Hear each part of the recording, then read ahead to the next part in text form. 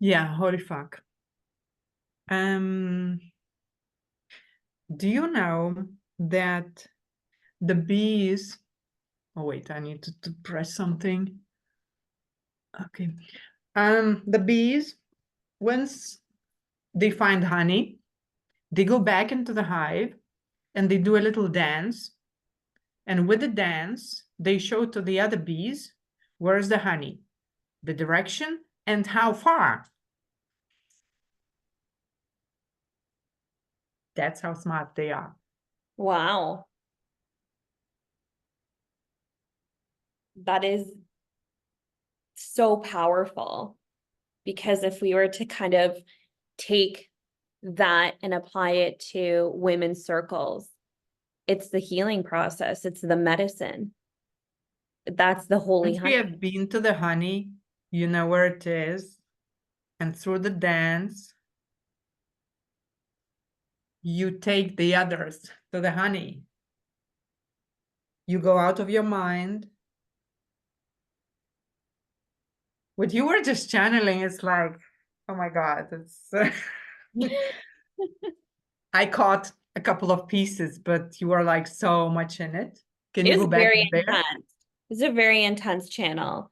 Um, we're just going through, I think, just such a high cosmic elevation. I think this is definitely like level, like dimension 9 energy, where it's just the flight is so quickly, the download is so quick, and the capacity to float through different space, time, and dimensions is just so fluid. And I kept seeing the bee, the bumblebee specifically, and being guided to examine the flight of the bee and examine that process of trust between the insect and and how this being moves through the world, and like really call to embody the flight of the bee and embody the rhythm and the blueprint, because this is a gift that is available for us to take. And you and I understand that through shamanism, through spiritual teaching, that we look to the animal world, the spirit world, the natural world, the oceans, everything for guidance, further blueprint guidance, so that we can embody it. And the bee really pronounced itself. And we're going through the cycles of the bee, the symbolism, and how it really represents new beginnings. It represents like summertime. And the summer is connected to Venus. And we've been talking to Venus a lot because Venus switches its place in the horizon, where it goes from an evening star to a morning star. So our Mm. connection to Venus is so much stronger during this time. And Venus is our inner ability to receive, our inner ability to use our feminine energy and really dictate our path based on our purpose, based on what we want, based on how we want to feel pleasure in life, based on just that umami, that sense of like living, loving, and living life with so much passion. And I think that's why we ended up in that beautiful garden of those white flowers. And you were smelling the divine Smell it. frequency, and I have had that for myself several times. And I had last week with a client, and I mean now it's like these energies are intensifying, and it's like it comes from nowhere, you know? Yeah. And when you are talking now, it reminds me what I was just thinking before we went on a call. It's juiciness. Mm, And juiciness is then, if you say something juicy, it's either gossip or something sexual. That's the two things that pop in my mind. Something juicy, something dirty, something, you know. But the juice of our life, we are often so juiceless. Once we don't take care of ourselves, we are like running on dry, you know. And no lubrication can help that, not from inside, not from outside, like drinking juice helps a bit, but like true juice, it's the nectar that comes from inside, like a tantra Yeah. move that will smear the parts, the muscles within us for us to to get these, you know, smooth movements and not, you know, like animals. Like when you see cheetah running, that's juicy.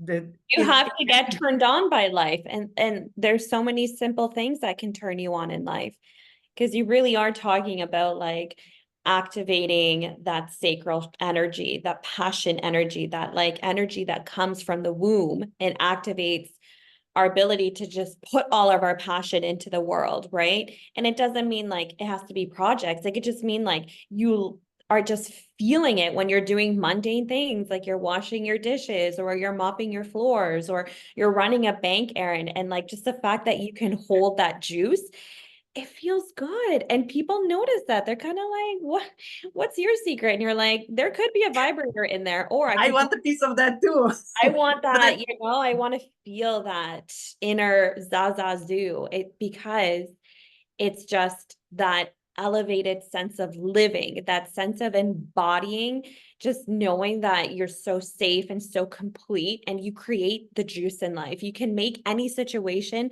amazing. It doesn't have to be, I don't have enough money, I don't know enough people. None of that exists. Like, we don't need any of that. When we're in the Zaza zoo, I like to call it, when we're feeling that inner juice, everything in life feels pleasurable. it I would will say. come when we need. Yes. You know, it reminds me of when I was in a burnout, I was forgetting more and more things. And every time I would say, oh my goodness, I cannot remember anything. I forget everything. I cannot remember. I forget. And I was getting worse and worse and worse until I reached the point where I thought I really simply cannot remember anything, cannot hold anything. And then I had a vision. Just change how you talk to yourself. Once you forget, say, it will come to me when I Mhm. need it. That's it. Yeah. From that moment, I didn't even need to use that a lot. It started to come back. So once we are losing something, be that health, be that memory, be that money, whatever, and we jump on it to clamp, to try to hold on to it, relationships can be too, that's how we just keep on losing it all because we try to hold on. Yeah. That You hold clamping, on to those illusions. that's a Absolutely. sticky energy. Just Mhm. let the shit go. If it's meant, it will come back or something better will come. You know, make space at your table. Yes. Can I share something with you? Because You something bet. something just came through. And you know this about me, for since I was from the time I was 18 through to 35, I was a long-term sufferer of endometriosis. And I had 8 surgeries. I lost my ovary and my fallopian tube on the right side. So I had a partial hysterectomy at 25, just a long, long journey. Okay. Sacral energy, dry, it's like majorly blocked. And when I stopped saying to myself, I have endometriosis, when I stopped Googling it, when I stopped self-obsessing and holding on to the energy of this disease, the symptoms just started to go away. They just started to go away. And people won't believe this, but this is the power of the mind. And this is the power of the will of the body to get better through that omniosis process, through that affirmative process, because I was affirming my disease every time. I'm like, I have endometriosis, I have severe endometriosis, I'm in pain. This was my story. This is the thing that kept going and going and going. And my brain doesn't know what that is. So it was just sending those signals in the body, shutting down that nectar, shutting down that connection. And the moment I stopped and I caught myself and I started to retrain my mind, I'm healthy, I'm safe, I won't have another surgery. And then over time, I just stopped thinking I even had it. And I've been pain-free for the last 3.5 years.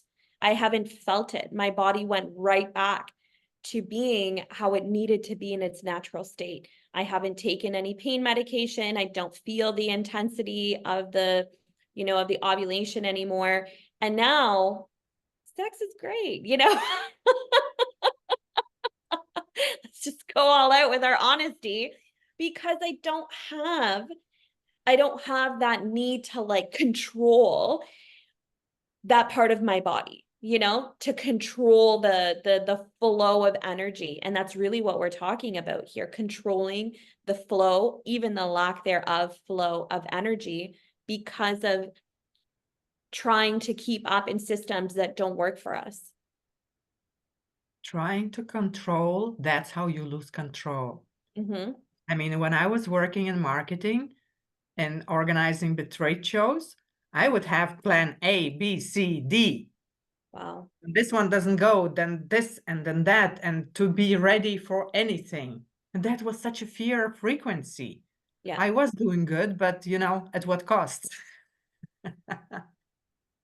Yeah. And then do you ever even get to have fun and to celebrate yourself? No, because your body is always at that place of not just burnout, but system shutdown. You're offline at that point. You're not really in the groove of life. You're just kind of an observer, just Surviving. What will surviving. go wrong? I know Exactly. something will.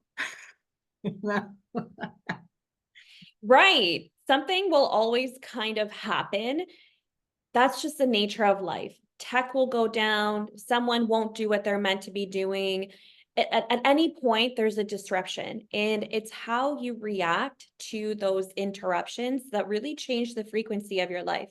If you're always holding your breath, waiting to, see things fall apart, and I hear this a lot with my clients where they feel like things are going too good, the shoe's going to drop. Why? Why do you feel that there's this inevitable catastrophe around the corner? The bee doesn't feel that way. The bee doesn't feel a shortage of honey. They just go. They go and search If for there is it. one bee that will find the honey, it will take all the other bees there. There will Exactly. always be flowers for the bees to find the nectar. It's in them. They don't think, will we find it? They just go and find it. Yeah. And that really speaks to, and this is like really asking to open up the edges of the mind, but this is really speaking to purpose and living in alignment, because so many times, and I wonder if you can relate to this, where you feel like you have to be the one that has all the answers to things. And the reason why you don't take action and move forward is that you feel you need to have everything, all the answers to everything. And I see this in business a lot. I see this with women all the time that are either, contemplating leaving long-term relationships, or they want to start a business, or whatever it is that they want to do. They want to downsize, or they want to, create some sort of change in their lives. They don't feel that they can move forward unless they have all the answers, instead of seeing, okay, who came before me? Who's further along in this process that has all those answers that can help me cut that time in half? And that's what support is. And it's really hard. It's really hard when you come from a background that you're not used to getting emotional support, to go and outsource it, because you have been responsible for your emotional experience your entire life. It is hard to believe that there's people out there that have already gone through this process, and their whole purpose is to know that they're here to hold space for you. That is an overwhelming, for me, that is an overwhelming thing to come home to, because when you come from a lifetime of having to be responsible for yourself, it's hard to trust that there are other people out there who are just waiting to help you. Do you know what I mean? Of course, you Yes. know what And I what mean. about universe waiting to help you? Yeah. Like it's so often that I'm talking about something with a client, and then I'm just finished and go on internet or Instagram, and the first post that pops in, it's right what we were talking about. And it's like emphasizing it, like, see, that's what it is. So if we would step away from, I need to know everything at all times and to be prepared, all these ABCDs, if we would, for a week, say, I'm going to experience how it is that the universe brings me anything I need at that moment. I don't need to have more than is needed. It just has to feel my cup of energy is overflowing. My energy, my life is like getting better every day. If we are in this energy, if we are in this feeling, we let our body relax. Like, Yeah. how would it feel if you would have hit all your goals in life? You know, to go back, like, if we would look on our life, like where we are now, the financial goals, marriage goals, whatever, a lot of things would be, wow, that's what I was dreaming about. Yeah. Yet, I'm doing it. so many people are miserable. So reaching the goals somehow, it doesn't bring us happiness because in the meantime, we already have all the other goals. So it's the rat race in the goal setting. If we were just sit and relax, universe is gonna bring me everything I need if I fucking step out of the way. Yes. Yes. I'm so glad you brought that up. So I have a little story. Okay. You have to hear this. You have to hear this. Okay. So I threw I'm my at your fire, listening to your stories. I threw my hip out. So I put it off, and then finally I I kept seeing the synchronicity. I'm like, okay, I have to go see my chiropractor. So I called and they had an appointment for me right away. So I went down there and I went to go see my chiropractor. Hadn't seen him in 2 years. So he is working on my hip and my SI joint dysfunction. And he starts telling me that he's going to Paris in a couple of weeks with his whole family because his daughter qualified for the Olympics. And it's just telling me this as if he's saying, like, I order my ham sandwich with mustard. Like, it was just so blah. And I'm like, wow, I turned around and I'm like, I want to make eye contact. And I'm like, that's amazing. I'm like, you must be so proud. Zero emotion. So I'm like, okay, great. So we kind of move on, whatever. I had to go for a follow-up appointment. I went for that follow-up appointment and we talk about Paris again. Somehow it just kept coming up in the conversation. It's funny because you and I were talking about France too. Yeah. And so he was talking about going on this trip in 2 weeks. And something about, he's like, I have to pay for the whole thing and everybody's coming and my parents are coming and my niece and blah, blah.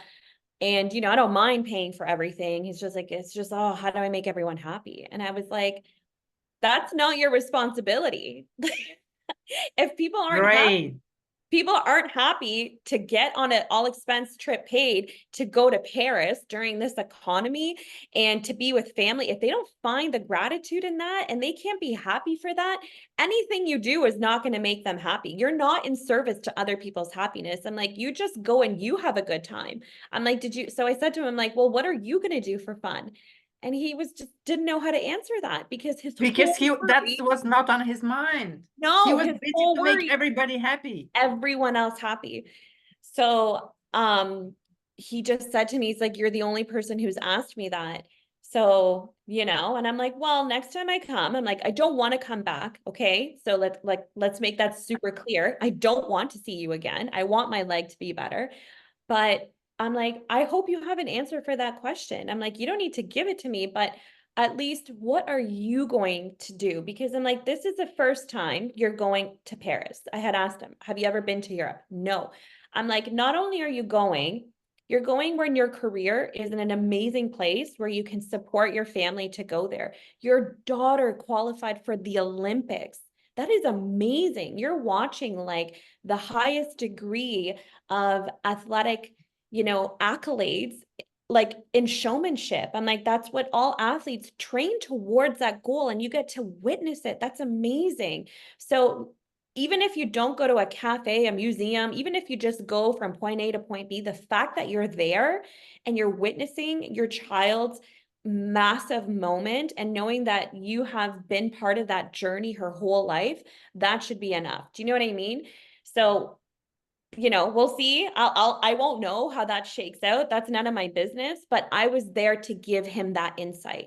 I was there. That appointment opened up so that we could have that conversation. So, the universe is always working for us and through us, right? And if he listened well to you, you could have changed his life in those couple of sentences. That's true.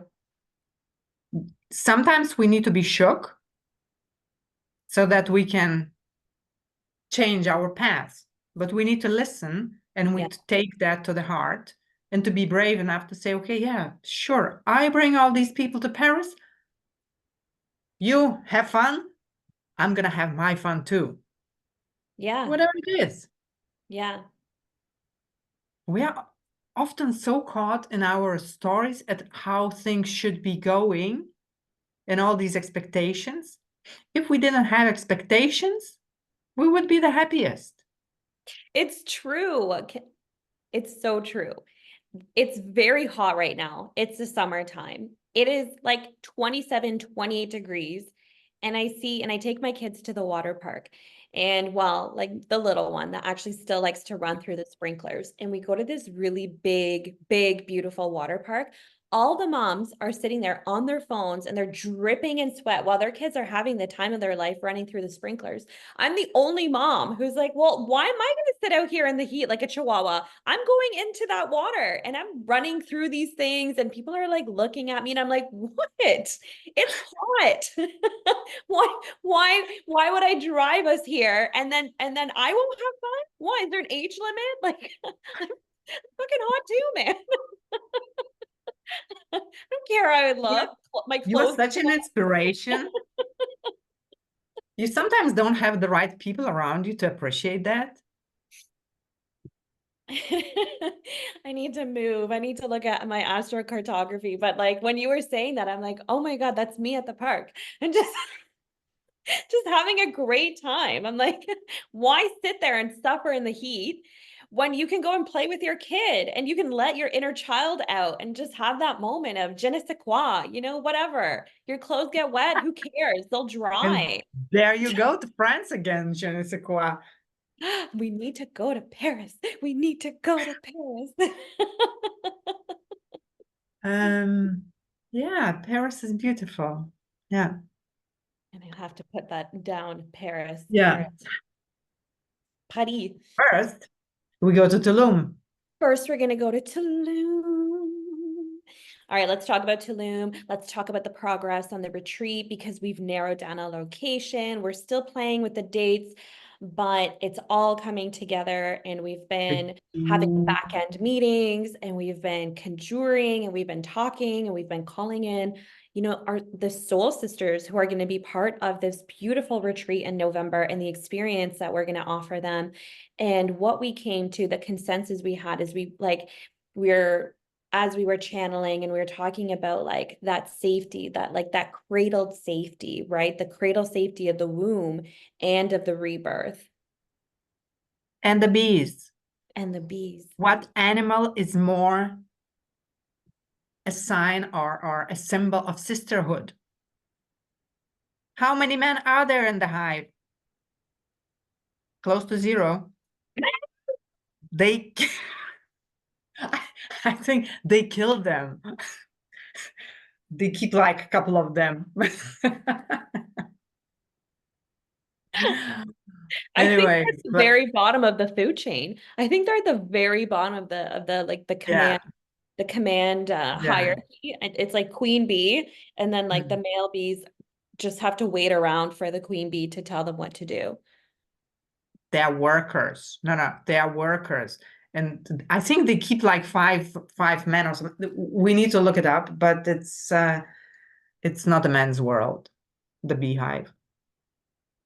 I love that because really, in all jokes aside, and we're not like these hyper feminists or anything, but it really is, we need a break away from the patriarchy. We do, because we are trading time, we are trading energy in this matrix, and it's absolutely draining, and it's destroying women. It's destroying women, it's destroying their capacity to really thrive and have that life of that milk and honey journey, that elixir of life, to be able to like feel that ooey gooiness. Even just saying elixir is like so turning me on. But anyways, don't worry about my bullshit right now. We're talking about the fact that you need a retreat space. You need to retreat away from that to kind of just snap you out of the matrix, even though you're aware that it's there. A solidifying a 7-day experience where you're just completely folding in, and that queen bee beautiful energy is life-changing. This is a life-changing experience. Travel changes you. This adds another balm. This adds another balm of healing when you're in sisterhood and retreat.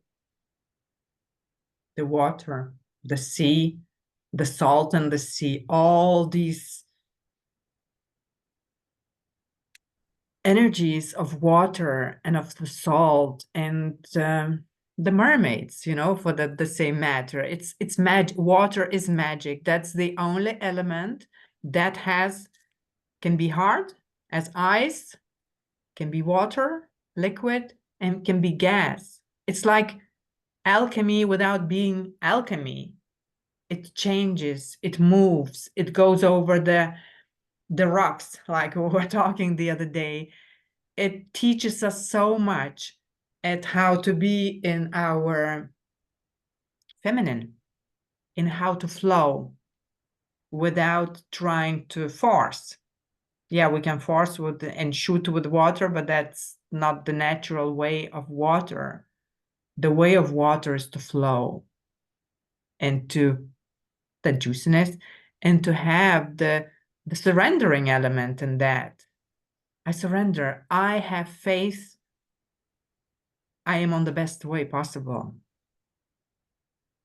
Oh my God, I love that. So I You just don't took, have to steer anything. You don't have to control.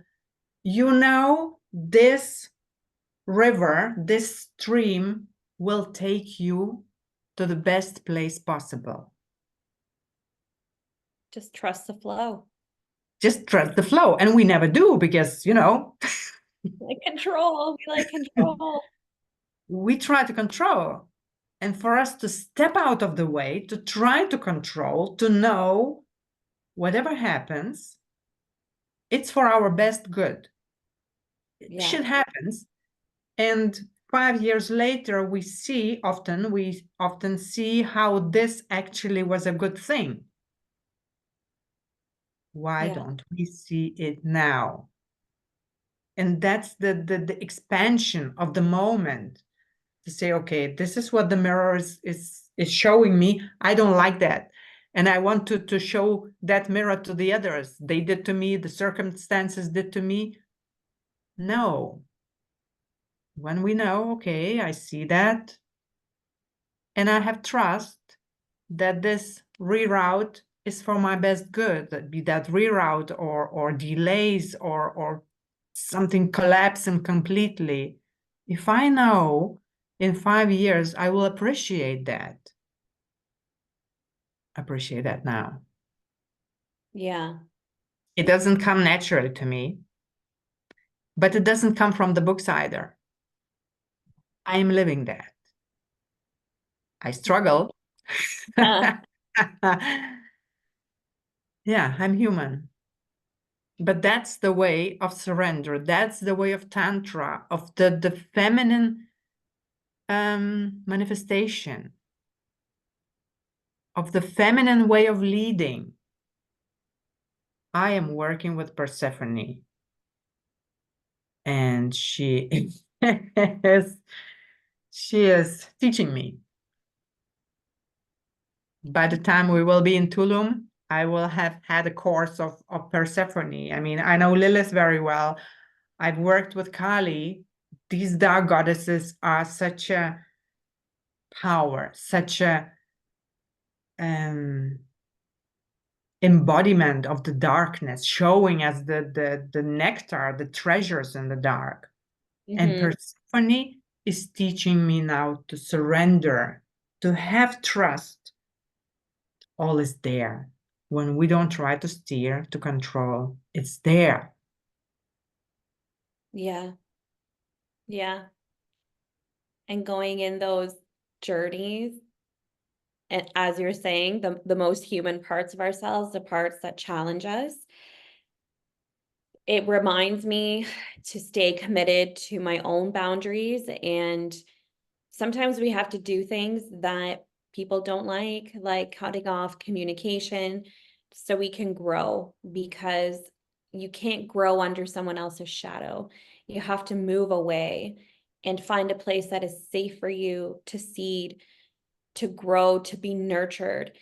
And I'm talking about having difficult relationships that are close to you. The difficulty in my lifetime has been my relationship with my mom.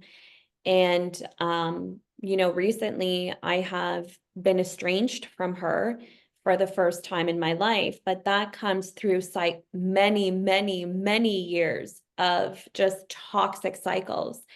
And understanding that, my mom came with her own difficult journey. And, as a being here on this planet, I can have so much compassion for her journey, but that doesn't mean that I have to be the reservoir of that trauma anymore, because I understand as a highly sensitive individual what that trauma does to me and how it has impeded my growth, and how that was the boulder that was blocking a lot of flow in my life.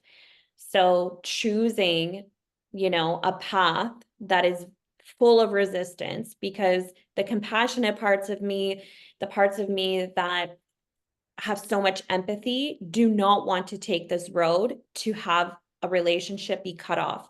But the higher version of me is saying, it's okay. We're going to go through nights where it's going to really be painful. We're going to go through a lot of grieving. But who you will be when you find yourself at the end of this journey, we don't know how long this estrangement is going to be, whether it's going to be a year, another 6 months, 6 years, into a lifetime. I don't know.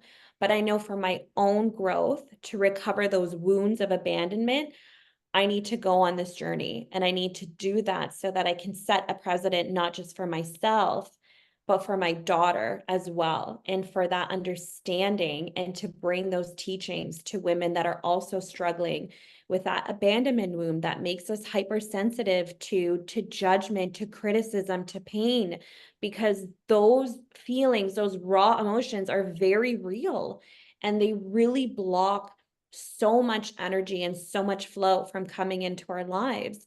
And when I think of how many women's self-esteem has been destroyed by trauma, and their talents have not been given the opportunity to shine, their purpose has never been unpacked like the beautiful gift that it is, that takes precedence for me, and that gives me my mission in this world. But I'm putting myself through that now, so I can say I took that marked departure in my life. I can tell you at 37, 38, I was on that journey. I was in that pain hole. Come see me at the end of it, and I'll tell you, what that looks like. But yeah, I'm right there with you. It is intense. It is intense, and it's the duality of life. But we carry that. And I think these goddesses really teach us that there is deep, deep pain, a deep well of pain we can tap into. But just as we tap into that deep well of pain, we can tap into a deep well of healing as well. But you can't choose one. You got to go through that whole journey. It's mutually exclusive. Wow.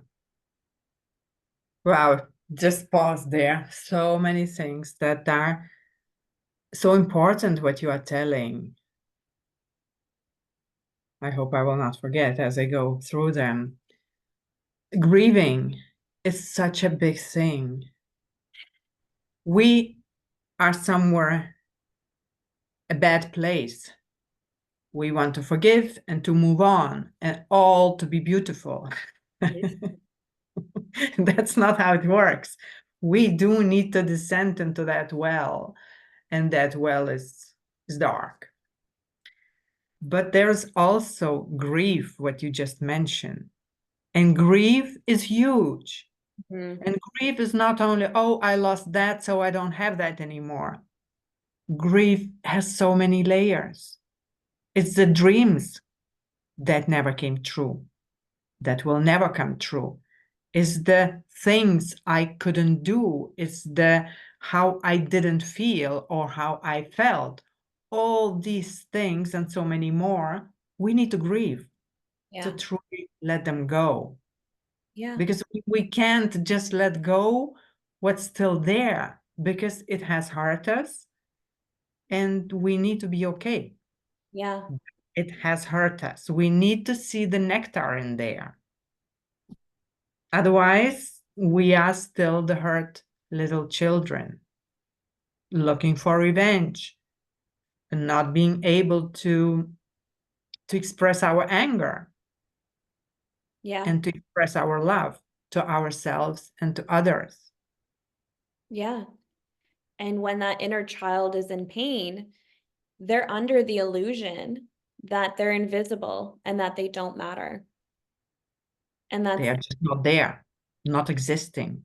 exactly. And that's the most painful part, that there's so many women, myself included, that went through this process, went through this journey at the beginning of life where it was like, hello, can anybody see me? And just feeling so invisible because our primal needs were not met. The way that we needed to be loved was not available. And that's a spiritual purpose. That is a soul purpose. We have to learn. We don't have to, but we can choose to learn so that we don't live with that hidden pain. And going through that grieving process, going through that dark night of the soul. Why did we choose so much pain? And just processing it little by little and using the balm of compassion and using the balm of like self-forgiveness and self-empathy to get us through that. And sometimes that means we have to be self-centered and self-focused and self-driven. And that's what retreat life is all about, being with self and eliminating external responsibilities and being able to just be okay that, you know what, I need to work on creating these elixirs for myself and creating those bombs that will soothe that pain, that I can sit with the inner child.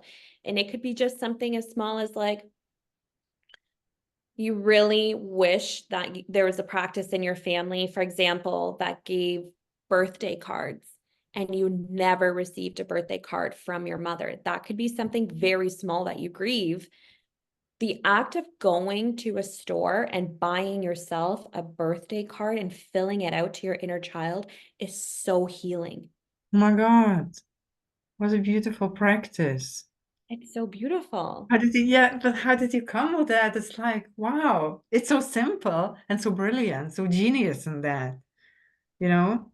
It's that balming, it's just, you got to go back to those moments in your life where you were like, I'm missing things. For me, my birthdays are big reminders of love I felt I missed out on, and I was like, I really like the act of reading cards because that's my love language. I have my Mercury and Pisces. Like I need to see love on, threaded through the verbatim, through the act of writing.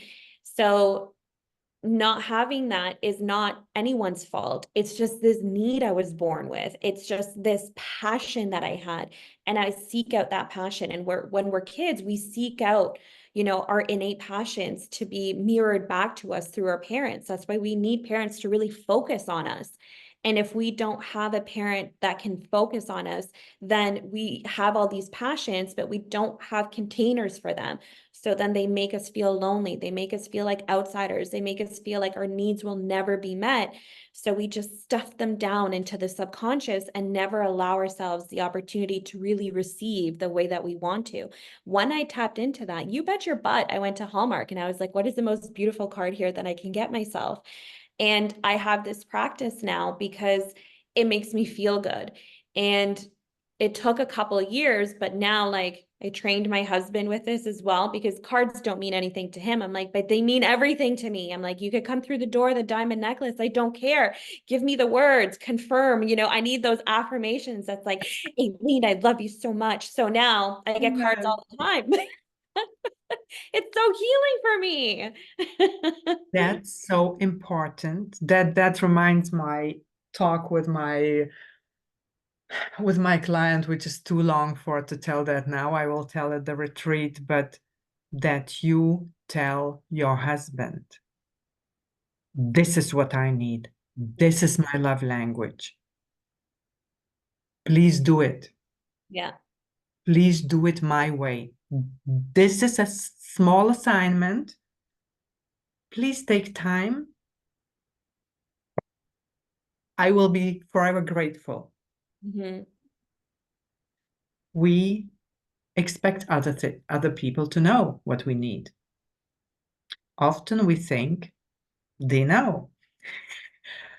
Often we don't realize their love languages are different. Yeah, exactly. What they give is what their love language is, not necessarily ours.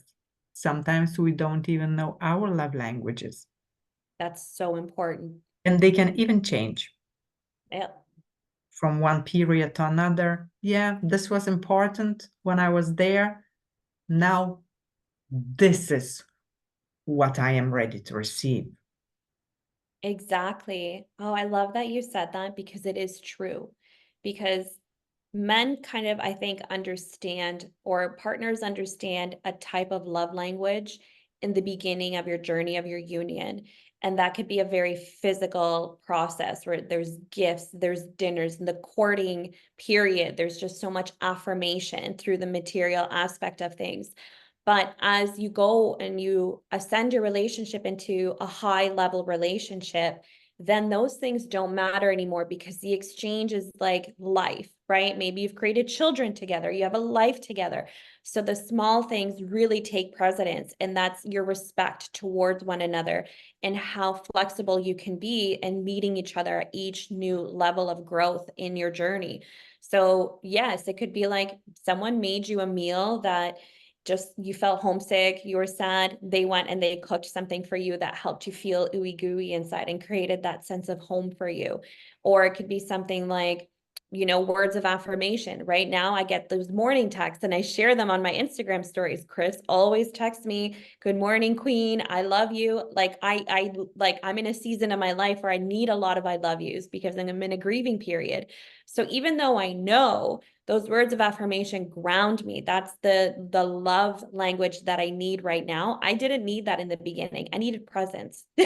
I needed security. I needed material security while I was 26. I was 26 when we got together. So it was different. I didn't know myself in the emotional depth that I know myself now. Right now, I'm like, oh, I don't really want material things. Now I want to feel your heart. I want to feel your safety.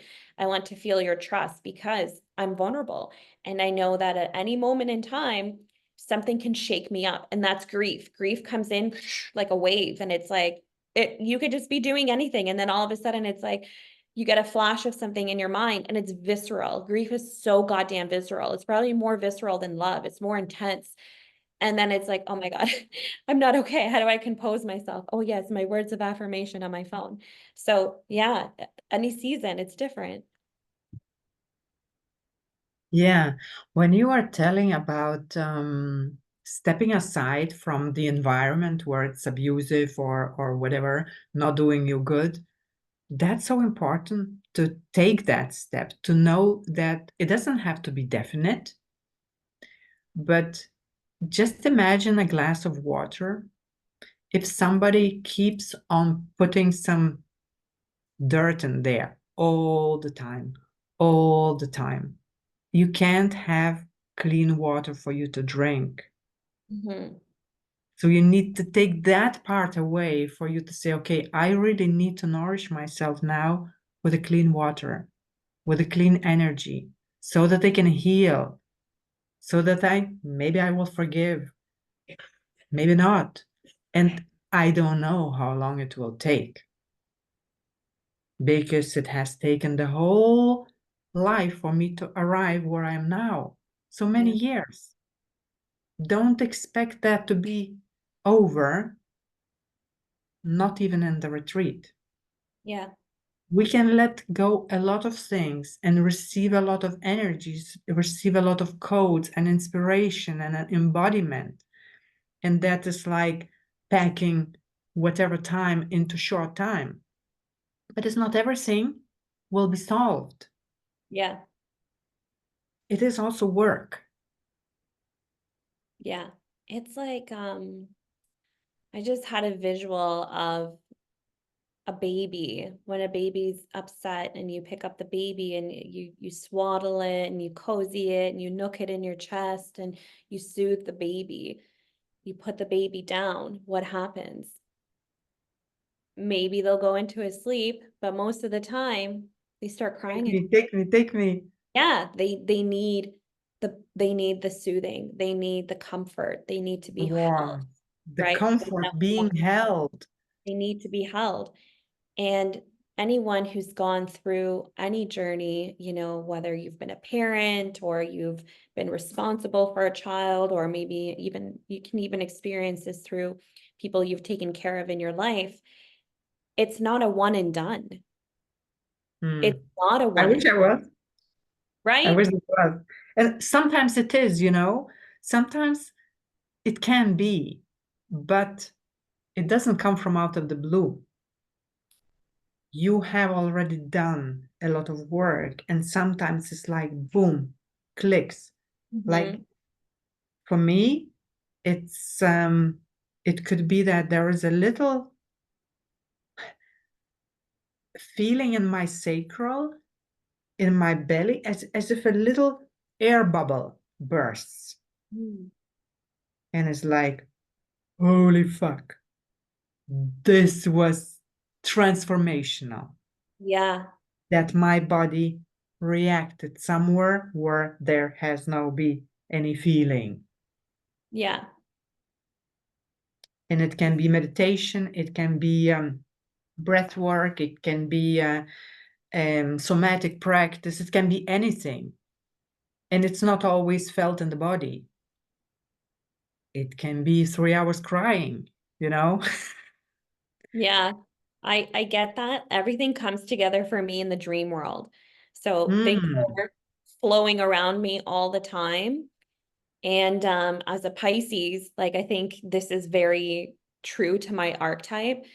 I find safety in the dream world. So I will process and then I'll wake up and I remember my dreams. They're very like, it's a very visceral experience for me. And then I kind of, when I wake up and I'm coming out of the dream world, I walk myself out of my dream and I process what that meant for me. So then I kind of have a clean slate in the morning and I know what to do. So for example, like I had some people blocked on some of my socials and I woke up and I just had this new wave of forgiveness. And I'm like, there's really no need for me to have these people blocked anymore. And then I just kind of release that energy. I cut that cord because that pain wasn't bothering me anymore. And I didn't, you know, I didn't check in with myself like, oh, do I still need to be holding space for this anger? And it's like that freedom to let go. So sometimes as well, like even just through like the process of amniosis and like this is why like group settings are so healing too, because when you get to hear others people's experiences, you can reflect and be like, oh, I was there. Oh, I'm not feeling that anymore. Oh, that's so good. That's such a relief. I'm actually through that. I didn't even know. I hadn't even stopped to reflect and to analyze. I'm not mad anymore. Where is that feeling of anger? Oh, it's not there anymore. I feel so much relief. yes, that, and it's also being heard by others Um, in a circle, being able to tell your story to people who listen, whom you don't have to drag. Oh, please listen to me. You know, I sit with me. I really need you to tell you now this. No, the circle is already there, and it's willing, it's ready to hear yeah. and to support. And that, I mean, that part is like super, super healing. It's like an enormous injection of power and of safety, being held in the circle, in the sisters, present of the sisters that have compassion, that have love, Mhm.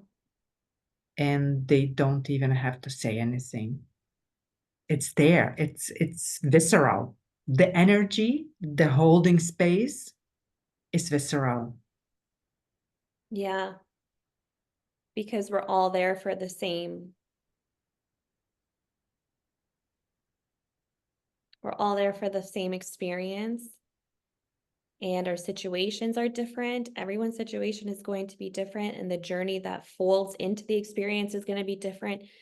But we are really consciously, and the whole purpose of having these conversations is so that we are already creating that space of trust and that space of holding authenticity and raw emotion, and really inviting the people that want to go deep and see this experience not like as a vacation, but an opportunity to be in that cradle, to be in that space of being held and not turning away from it, but like embracing it because it's part of the embodiment journey. And it hurts. Let's expand. Let's go deeper. Mhm. Let it hurt more so that we can go through the birth channel. Because to be born is to jump into the unknown. Mhm. The baby is going through the birth channel, being squeezed, being leaving the safe place. That's where we all try to keep on being into the safe. Mhm. And that's coming back to the same flow, knowing if I go there into the dark, there is light on the other side. There's love on the other side. Nothing bad can happen to me. Yes, it can hurt. I have support and I have wisdom of the field, of the sisters, of my guards, and of myself that I so often have forgotten. Mhm. So it's also discovering the wisdom within and finding that wisdom and strength and support within ourselves, seeing the light. I see so often the light of my clients when I give them the distant healing. And when they hear that, it's like, wow, is this me? Yes, it's you. I see Mhm. that. I see that in you, Aileen. And I see that in so many people, Yeah. especially the ones that are so hurt. I can feel the pain and I can see the light that cannot wait to come out of that Mhm. hurt. But we need to, um, like a very shamanic practice, is to let the snake shed its skin, Mhm. is to take it and leave it. This, I was this, and I'm grateful for all that. But I outgrew it. I don't need it anymore. It holds me small, Yeah. literally. Yeah. That constriction and Yes. the rattle of elevating to a higher dimension of self is the most beautiful, transcending experience. And holding space and witnessing and holding clients through that portal, that rebirth portal, is, I mean, you know the feeling. It's just incredible. It's incredible because you know that, yes, this is a limited experience within our container, but as the growth cycle naturally occurs, taking up more space in the world, right? Snake doesn't shed its skin to go back to its regular size. It goes to take up more space, to be noticed, to be Yes. visible. It rattles the higher dimensions because it's ready to step into a new level of purpose and a new level of awareness. My dog just shook. She was like, yes, I love it, Mom. So it's so beautiful.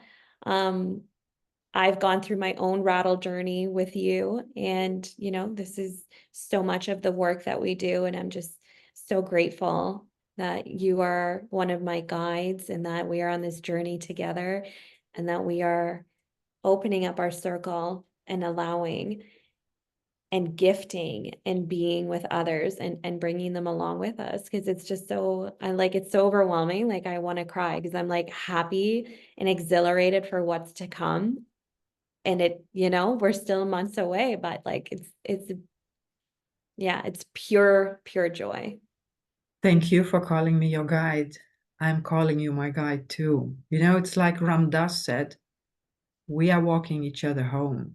Mm-hmm. And every word is so true. When we know that that's why it's the women's circle. There is no hierarchy. Mm-hmm. Everyone is teaching everyone, and everyone is helping everyone. Yeah. There is no, I am further in that, you are behind. No, we are not behind. We are holding each other. Mm-hmm.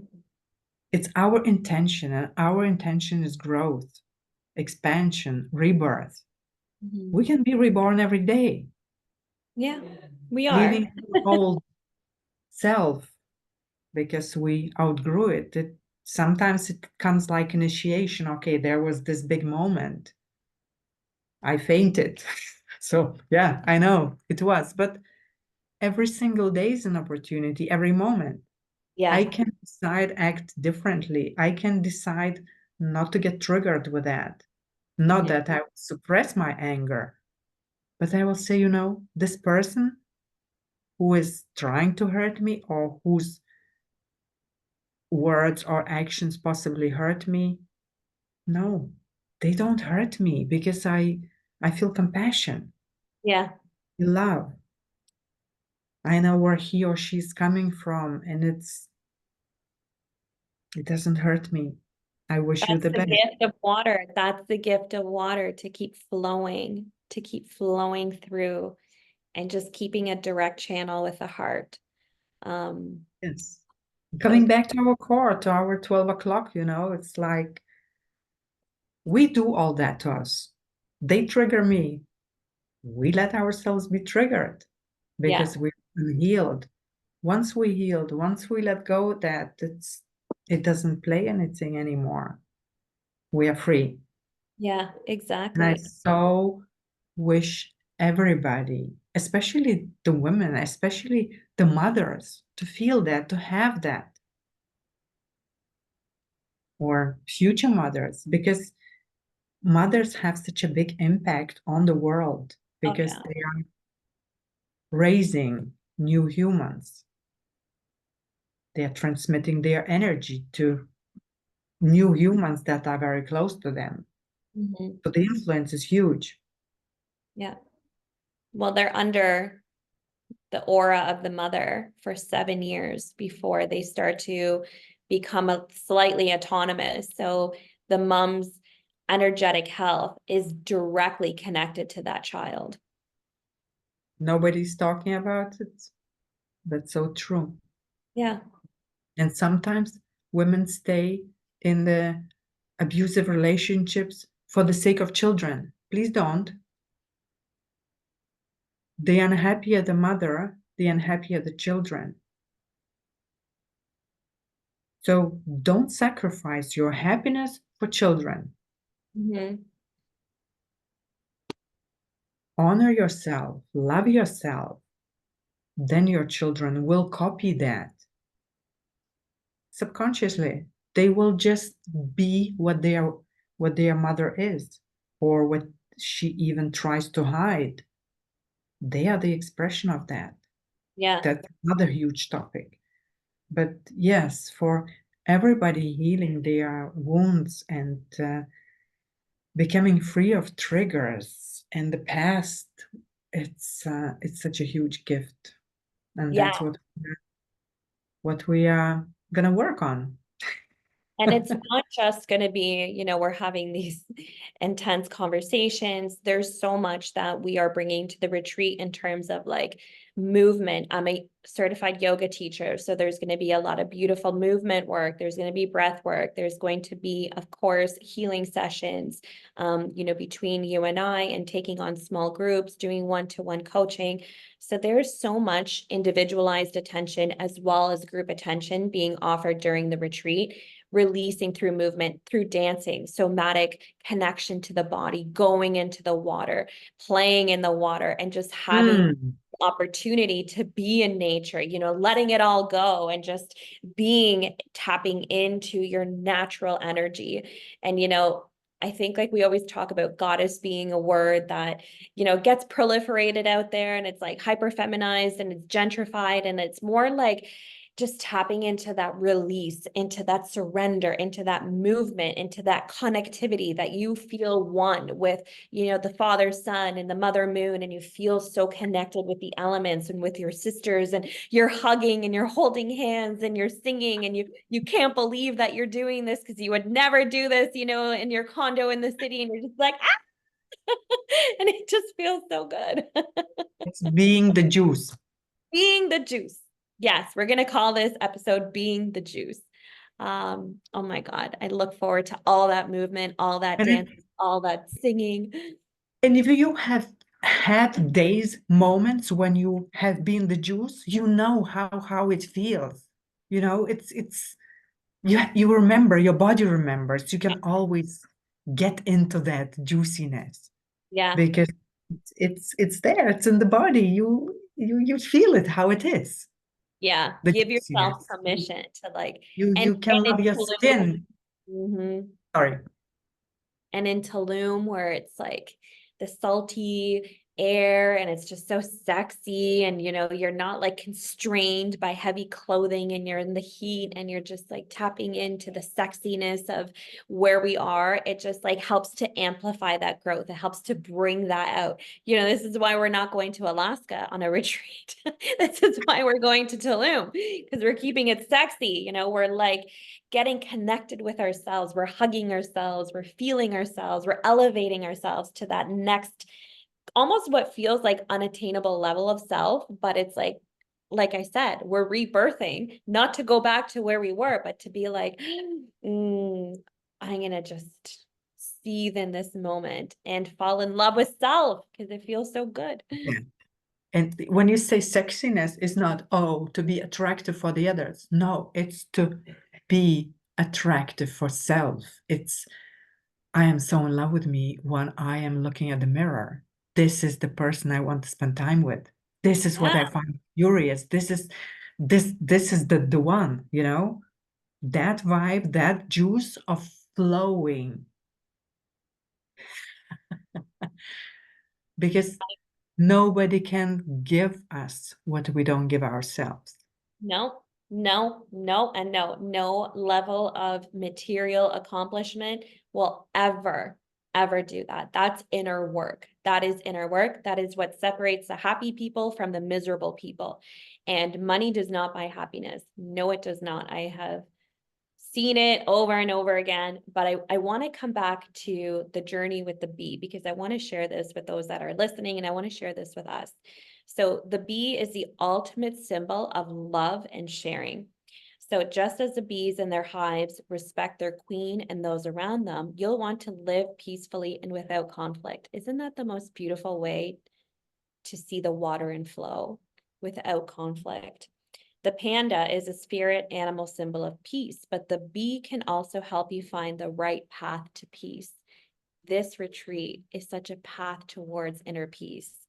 The bee's totem spirit tells you that in life, respect, wisdom, and sharing also bring abundance, harmony, and wealth. Admired for the fruits of its labor, the bee is probably the most tenacious and methodical spirit animal in existence. They are small in size, but indispensable for pollination, not invisible. They play an important role on Earth and for people and their environment. the healing side of the spirit of the animal bee. Bee products such as honey, pollen, and propolis have been used throughout the ages for their medical properties. Similarly, the bee as a spirit animal can be seen as a guide to healing. That's beautiful. It invites you to turn to natural healing methods and take care of your body and mind. This can range from consuming natural products to meditation, gentle activities such as yoga. All of this is offered in the retreat. And it's also linked to the symbolism of productivity that can encourage us to focus on self-improvement, working on your weaknesses and harnessing your strengths to heal, grow, and evolve. If you're going through a difficult time, the bee reminds you of the importance of taking care of yourself physically, emotionally, and spiritually. All that.